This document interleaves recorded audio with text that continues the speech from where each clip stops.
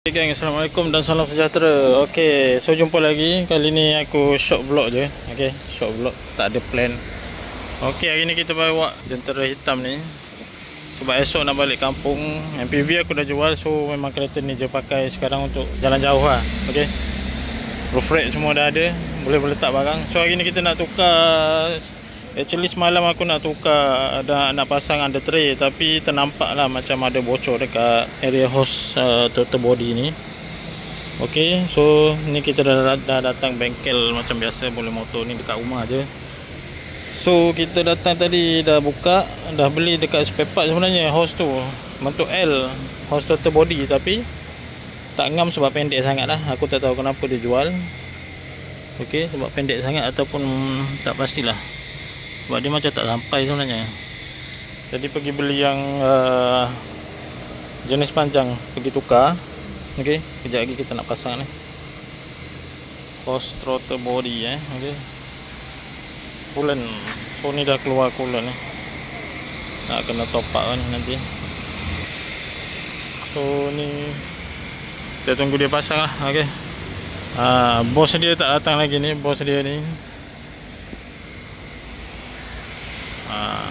Siapa cari lori sewa, nak hantar barang besar-besar, boleh roger-roger boleh motor ni sekarang.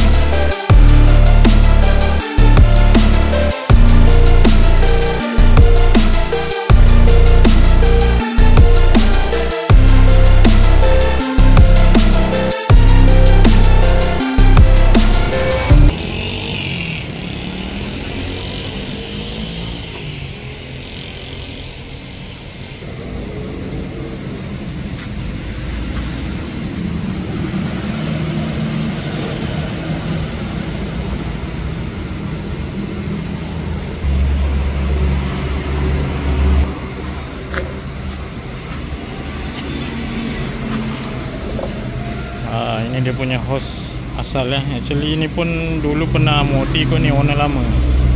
Asal dia straight, dia pergi buat bengkok. Okay, jadi kita beli yang memang bengkok lah.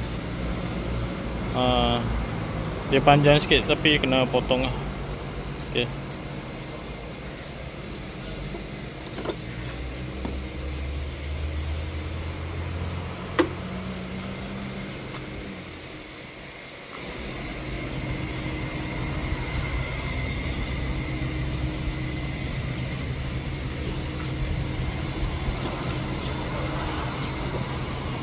salah marah je bang.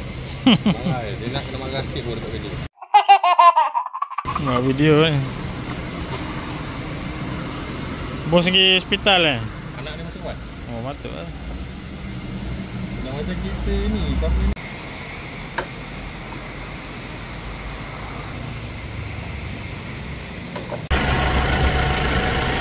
Macam ni kita tukar ni.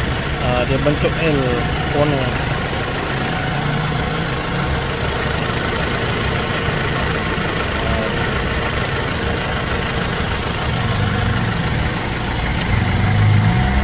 Ok gang, so ni kita dah siap lah. Kejap lagi kita dah nak balik. Ok, aku pun nak ambil anak sekolah pula kejap lagi.